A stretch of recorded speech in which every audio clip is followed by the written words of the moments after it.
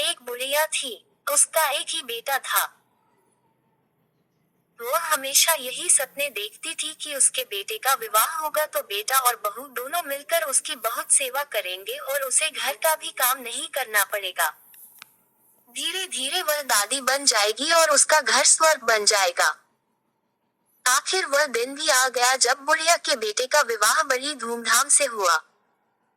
वह दादी भी बन गई लेकिन संयोग से उसका कोई भी सपना पूरा नहीं हुआ।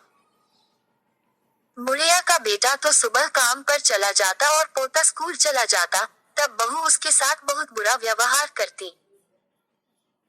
बहू बुढ़िया से घर में झाड़ू लगवाती, झूठे बर्तन साफ करवाती और टूटे फूटे बर्तनों में उसे भोजन देती।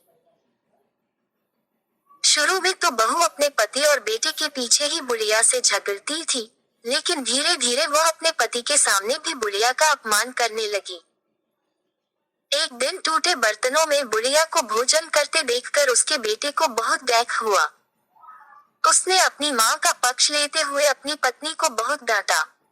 पति पत्नी दोनों में बहुत कहा-सुनी हो गई। धीरे धीरे बुढ़िया के बेटे ने भी पत्नी का विरोध करना छोड़ दिया। धीरे धीरे पोता बड़ा होने लगा तो वह अपनी माँ का विरोध करने लगा। वह अपनी दादी से बहुत प्यार करता था। अपनी दादी पर माँ द्वारा किए गए अत्याचारों को देखकर उसे बहुत गैख होता था। उसे अपनी दादी से हमदर्दी और सहानुभूति थी। अपनी माँ के डर से वह दादी की कुछ भी मदद नहीं करता था। धीरे धीरे पोता बड़ा हो गया और उसका विवाह भी हो गया। पोते की नई बहू छिप छिप कर अपनी दादी सास पर होते अत्याचारों को चुपचाप देखती रहती थी। लेकिन पतोहू को बुढ़ापे में दादी सास से काम करवाना जरा भी अच्छा नहीं लगता था। जब कभी पतोहू बुढ़िया की काम करने में मदद करती तो उसकी सास उसे खूब डांटती।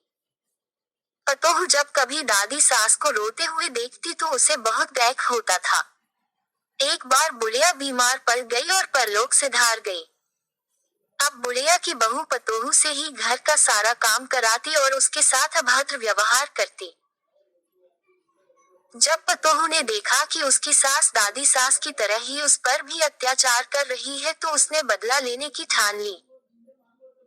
वह भी अपनी सास से वैसा व्यवहार करने लगी जैसा व्यवहार उसकी सास अपनी सास से करती थी। अब तो पतोहू अपनी सास को फूटी थाली में भोजन देने लगी। यह देखकर उसके पति और ससुर ने बहुत विरोध किया।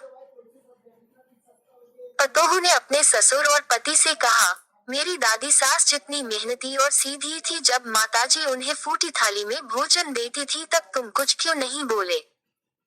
उन पर होने वाले अत्याचारों को तुम दोनों चुपचाप देखते रहे।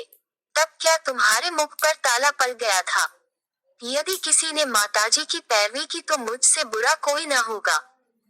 पतोहू की बातें सुनकर उसका पति और ससुर कुछ नहीं बोले।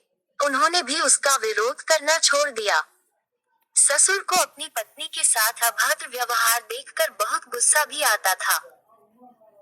जब ससुर पतोहू को डांटने लगे तो वह उनके साथ भी अभद्र व्यवहार करने लगी। सास ससुर अकेले में बैठकर अपने सुख दुख की बातें करते और यही सोचते थे कि जैसा करोगे वैसा भरोगे। शिक्षा।